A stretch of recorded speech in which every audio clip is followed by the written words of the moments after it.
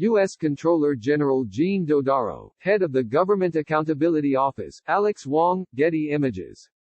Lawmakers handed President Donald Trump $2 trillion in coronavirus relief, and then left town without activating any of the powerful new oversight tools meant to hold his administration accountable. But with little fanfare, Congress's independent, in-house watchdog is preparing a blizzard of audits that will become the first wide-ranging check on Trump's handling of the sprawling national rescue effort. And even as Trump has gone to war against internal watchdogs in his administration, the Government Accountability Office remains largely out of the president's grasp because of its home in the legislative branch. The GAO has quickly taken advantage of its perch, exploring the early missteps inherent in launching a multi-trillion-dollar law that touches every facet of American life. By the end of April, at least 30 CARES Act reviews and audits, engagements, per GAO lingo, are expected to be underway, according to interviews with senior investigators. Topics will range from the government's handling of coronavirus testing to its distribution of medical equipment, and from the nation's food supply to nursing home infections and any missteps in distributing the emergency cash payments that began landing in millions of Americans' bank accounts this week. The office's top fraud investigator said it's already received a complaint about a check landing in the account of a deceased person. We're moving forward very quickly, said Angela Nicole Clowers, chief of the GAO's health care unit. We're an existing institution and have a lot of institutional knowledge about all these programs. It gives us sort of a leg up. At a time when Trump has sought to undermine nearly every independent review of his administration's conduct, the GAO is likely to dispatch most of its 3,000 investigators, experts and analysts into an arena that could make it a target for the president's fury. And its quiet early work could soon become very loud. The office is required under the new law to brief Congress every month and issue a bi-monthly public report on its findings. But as an independent agency that works for Congress, not the president, the GAO has far more protection from Trump. A nonpartisan entity responsive to both Democratic and Republican requests for investigations, the office is also more insulated from partisan attacks than the traditional congressional committee investigations that Trump has stonewalled to the brink of irrelevance. The office's head, U.S. Comptroller General Jean Dodaro, first started in the role in 2008 and was confirmed unanimously to the position in 2010 for a 15-year term, a lengthy tenure meant to protect against politics seeping into the post. And the GAO will enter the fray with reinforcements at its disposal. The CARES Act provided a $20 million funding boost, and the agency is now deciding where to target the funds to add auditors and experts who can aid its work. Within GAO, we have everyone from policy analysts or public policy people like myself, Clowers said, we have nurses, we have scientists, we have engineers, we have lawyers. You sort of name an occupation, we have them. With other oversight mechanisms established in the CARES Act languishing, or stymied by Trump, the GAO, at least for now, is on its own. The GAO also has the benefit of having analyzed the federal response to the 2008-09 financial collapse, a similarly far-reaching effort whose successes and failures are now informing the office's handling of coronavirus oversight. Things are always shifting and changing as the agencies shift and change to the evolving pandemic needs, Clowers said, comparing it to the breakneck pace of the response to the financial meltdown. We have experience doing that. We try to be as nimble as possible. Trump has already tangled with the GAO during the most perilous moment of his presidency, and the agency does face some hurdles in investigating him. The office probed his decision to delay $400 million in military aid to Ukraine and found that he violated the law by failing to inform Congress of the move. It was a politically explosive finding even if Republicans largely ignored it during the impeachment trial. GAO also noted that the White House Budget Office and State Department were largely uncooperative in the probe, and the administration could impose similar limitations in its coronavirus work. Clowers argued the GAO's strong relationships with the agencies it oversees should minimize similar resistance to coronavirus relief oversight. The office has already been coordinating its efforts with internal agency watchdogs to ensure they bolster, and don't duplicate, one another's efforts. Clowers said she's spoken with the Inspectors General at the Departments of Health and Human Services and of Veterans Affairs. That's allowed audits and investigations to begin even as the other policing bodies set up in the CARES Act are stuck in neutral.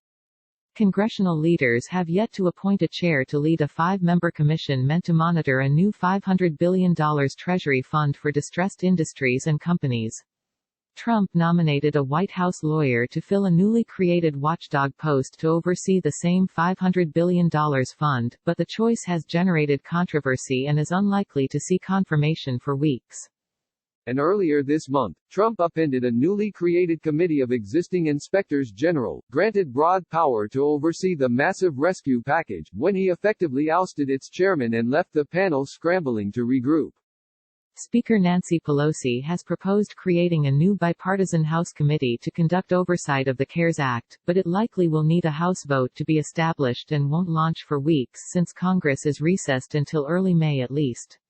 Other congressional committees are holding telephone conferences with senior federal officials and attempting to wrest crucial information from the notoriously tight-lipped administration. But they're finding it extremely challenging to put the squeeze on Trump from afar. That's left the GAO, which has existed in its current form since the Nixon era, standing as the only fully functioning oversight mechanism empowered to watch Trump's handling of the new law. And it's taking requests. The agency prioritizes reviews required by laws such as the CARES Act, but it also handles asks from congressional committees, giving equal weight to requests from either party. And in a rare example of unity, Republicans and Democrats have both hailed the office as a valuable nonpartisan overseer that has served both parties well. Senator Chris Van Hollen, DMD, who requested the office's review of Trump's handling of Ukraine aid, said the GAO is as important as ever in its role as coronavirus relief monitor. Notably, it has subpoena power as well as routes to circumvent Trump blockades by pursuing records from states, companies and other entities that receive coronavirus funds, not just agencies that dole it out. And Van Hollen said Congress might even consider empowering GAO further. We may need to strengthen GAO's arsenal going forward, he said. They can bring lawsuits and seek court orders to provide information, but those can be a long process. We may need to allow them to expedite that process to enforce their subpoenas. Other lawmakers emphasize that the real-time work by GAO is a slight shift from its normally long-term top-to-bottom reviews. The office is slated to confer with the House Energy and Commerce Committee about how it will provide its analyses and reports to Congress and what details they'll include. GAO is always significant, said Representative Greg Walden, R.O., the top Republican on energy and commerce. Their expertise and resources is a major asset that our committee taps often. In the early weeks of CARES Act implementation, the office's fraud unit is counting on witnesses to potential fraud to come forward proactively. That was the case, said Howard Arp, the office's fraud unit chief, when someone recently reported the delivery of a coronavirus cash payment to the account of someone who died in 2019. The one-off error is already prompting a wider look at whether this could become a systemic issue. Thankfully, that family was nice enough to return the fund, Arp said in an interview.